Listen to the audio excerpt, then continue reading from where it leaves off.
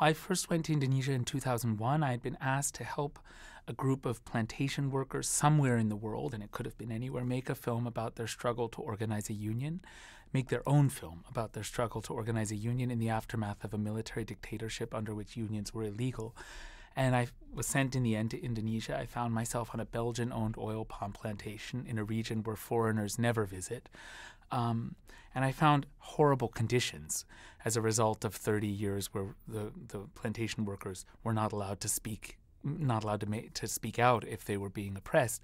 The women workers had the task of spraying toxic pesticides and herbicides, and they were given no protective clothing. And one of the chemicals was so poisonous that it would go in their lungs to their bloodstream and ultimately dissolve the fabric of their liver and kill them in their 40s. They would get liver damage, liver disease and liver failure and die. And they were too afraid to confront the company and demand protective clothing because the company would just hire thugs to attack them when they did.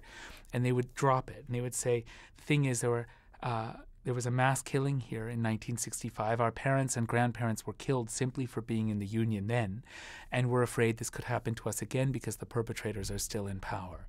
And I understood then what was killing these women I was working with was not just poison, but also fear. That's how I first came to Indonesia.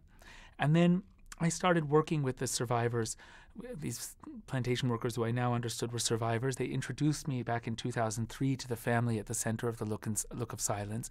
They started gathering survivors to tell me their stories. But after 3 weeks, the army threatened all of them not to participate in the film. They then said, Joshua, please don't give up. Try to film the perpetrators.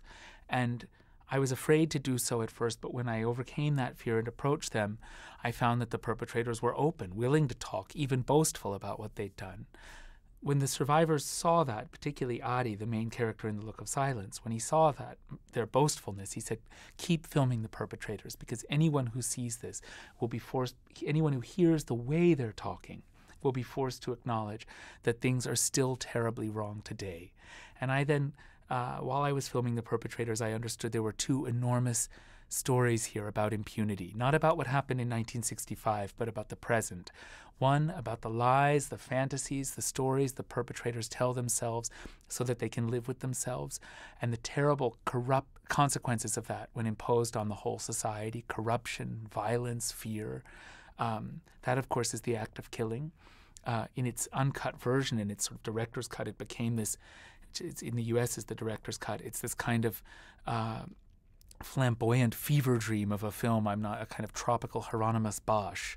I'm not sure it's a documentary at all anymore, although it's nonfiction. And then the second film, The Look of Silence, what does it do to human beings to have to live in fear for half a century? And how does a genocide, how do atrocities continue if there's, even after the killings stop, if there's no justice and there's impunity because people remain afraid and their lives are still ruined by fear and trauma? Well, there's two.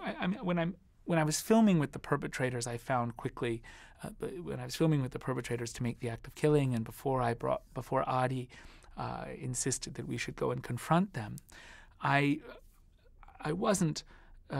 was rarely physically afraid because the government, the moment I started filming with the perpetrators, I noticed that the government was rolling out a red carpet for everything we were doing.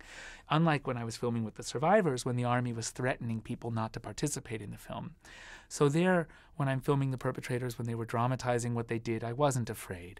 When I returned with Adi, not to interview the perpetrators, but to confront them, then it was frightening. And then we realized we shot those confrontations after we'd edited the act of killing, but before it had its first screenings, at which point I knew I could no longer safely return to Indonesia.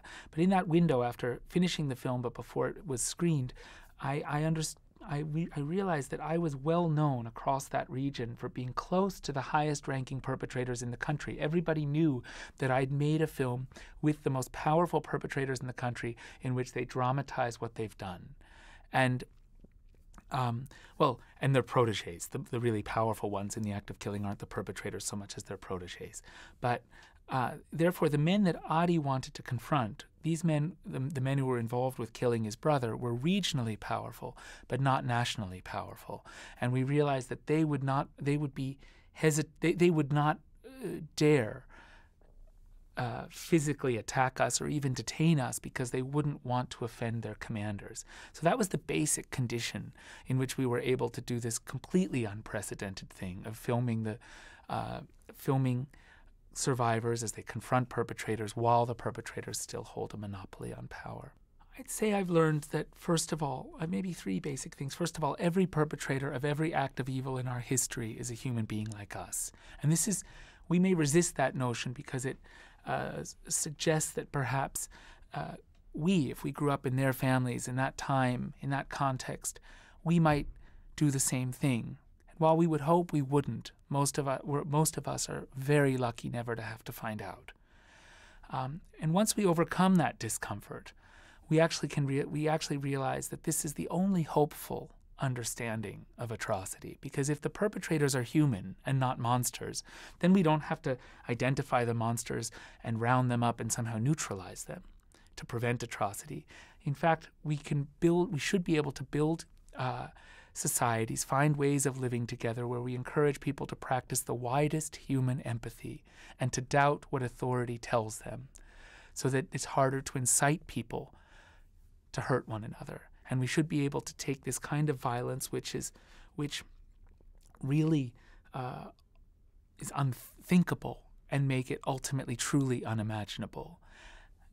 I also have come to realize that because the perpetrators are human, the human capacity for and because they therefore all know the difference between right and wrong and have to live with guilt when they do things that they know are wrong, the human capacity for evil depends fundamentally on our ability to lie to ourselves.